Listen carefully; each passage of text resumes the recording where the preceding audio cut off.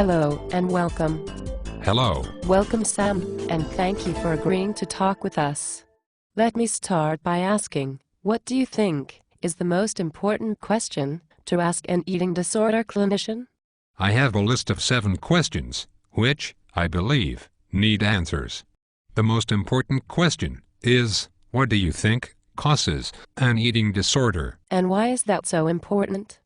Because their answer determines how they approach treatment of the disorder.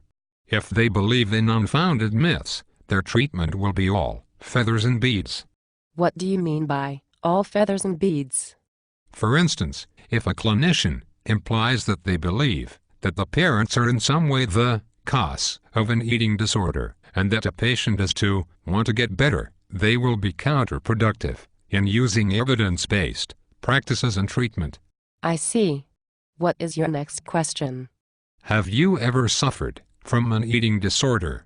If so, do you still suffer from eating disordered thoughts? Why is that an important question?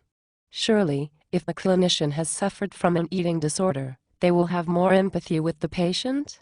There are some clinicians who have suffered from an eating disorder who are very good at their job. Their empathy with the patient can be very helpful. But there is also a chance that they may be oversympathetic to the eating disorder and subsequently jeopardize the recovery of the patient. And your next question? What issues do you deal with in therapy?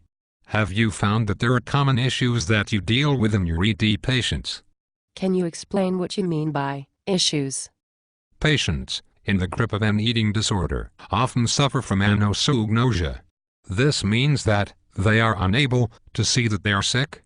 It is pretty pointless to try and talk someone out of an illness that they don't believe they have.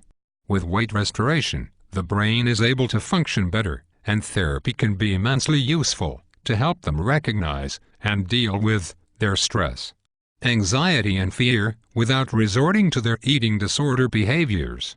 This is the time when individual therapy can really help. That makes sense.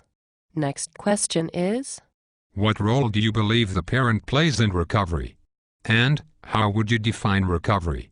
Sam, what role do you believe parents play? What do you define as recovery? I believe that parents play a central role in helping their children recover.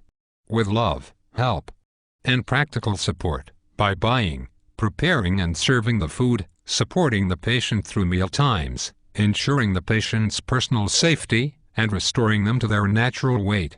Parents also need to keep up with the appointments and make sure the medical protocols are followed. Parents really are the most important day-to-day caregivers. You asked about recovery. Recovery is living free of food compulsions and obsessions.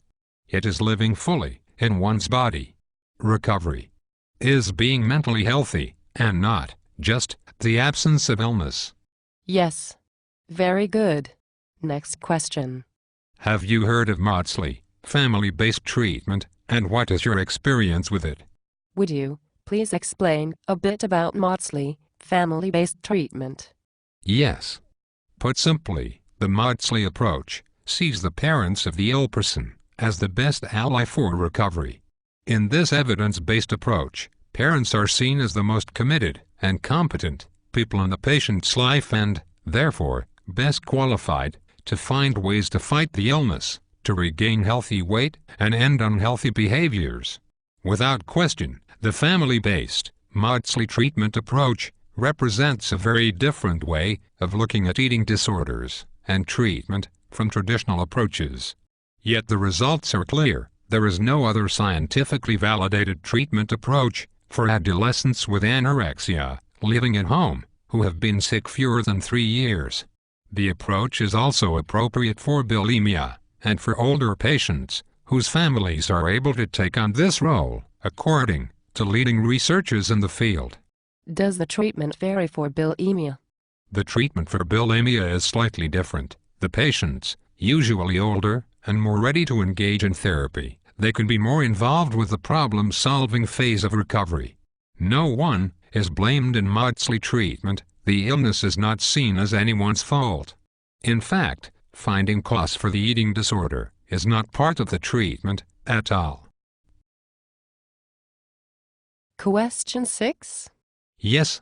Have you read anything by either Walter K., Daniel Lagrange, James Locke, Julia O'Toole, Janet Treasure, or Ivan Eisler? That seems a lot of research to read. Isn't it hard for clinicians to have read so much? And your last question. What books do you recommend to parents? To sufferers. What books would you recommend? For parents, I would recommend Eating with Your Anorexic by Laura Collins, Help Your Teenager Beat an Eating Disorder by Locke and Lagrange, Give Food a Chance by Dr. Julia O'Toole, My Kid is Back by June Alexander, Off the Cuff by Nancy Zucker, and Life Without Ed by Jenny Schaefer.